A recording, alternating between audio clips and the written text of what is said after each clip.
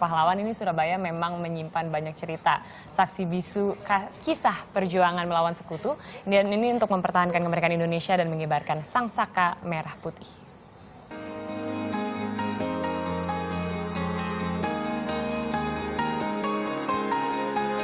Inilah wajah ibu kota provinsi Jawa Timur, Surabaya, rumah yang nyaman bagi tak kurang dari 3 juta warganya.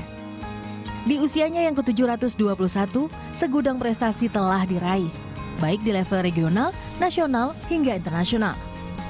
Banyak julukan untuk kota ini, mulai dari kota metropolitan terbesar kedua di Indonesia hingga kota 1000 taman. Namun satu yang paling istimewa, Surabaya adalah kota pahlawan. Wujud dan bukti sejarah kepahlawanan arek-arek Surabaya dalam kancah perjuangan heroik 10 November 1945. Bermula dari pertempuran besar di 19 September 1945 di Hotel Yamato. Hotel ini terletak di jantung kota. Didirikan tahun 1910 oleh pedagang asal Armenia Lukas Martin Sarkis. Sementara perancangnya adalah arsitek asal Inggris James Avery. Berganti nama dari Yamato, Oranye, dan kini Majapahit. Hotel ini telah melewati serangkaian cerita kota dan menjadi saksi bisu perjuangan bangsa.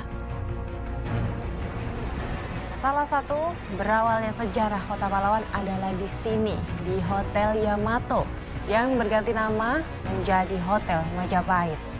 Nah, di tempat saat ini saya berada, yaitu kamar 33 yang merupakan kamar bersejarah. Yang mana dulu kamar ini merupakan markas pemerintah kolonial Belanda yang kembali ke Surabaya pasca kemerdekaan. Pasca kemerdekaan 17 Agustus 1945, bendera Belanda berkibar di puncak hotel. Demi mempertahankan harga diri bangsa, seorang pemuda dengan segala keberaniannya memanjat ketinggian 12 meter. Merobek bendera Belanda dan mengibarkan sangsaka merah putih di Surabaya. Aduh, hancur semua.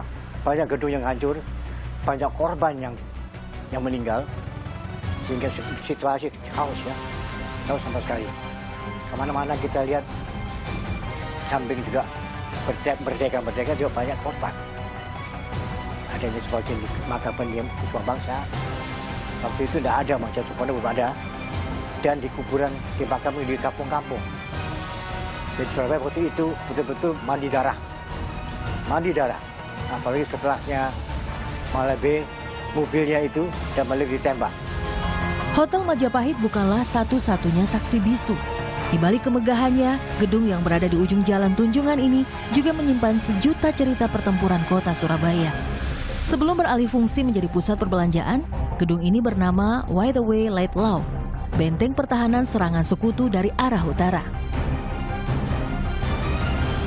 Monumen Tugu Pahlawan didirikan untuk mengenang peristiwa pertempuran 10 November 1945 di Indonesia, yang mana area-area Surabaya berjuang melawan pasukan Belanda yang hendak kembali menjajah Indonesia. Banyak yang tidak tahu filosofi Tugu Pahlawan yang berbentuk seperti paku terbalik, yang melambangkan ketajaman semangat pejuang untuk mempertahankan Indonesia. Puncak pertempuran terjadi 10 November 1945 di Jembatan Merah Plaza.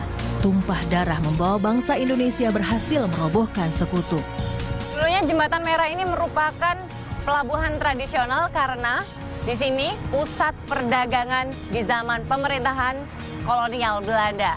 Sejak awal dibangun, jembatan ini sudah bercat berwarna merah sehingga penduduk Surabaya menyebutnya sebagai Jembatan Merah. Dewi Anggra, Maisa Nugraha melaporkan untuk NET.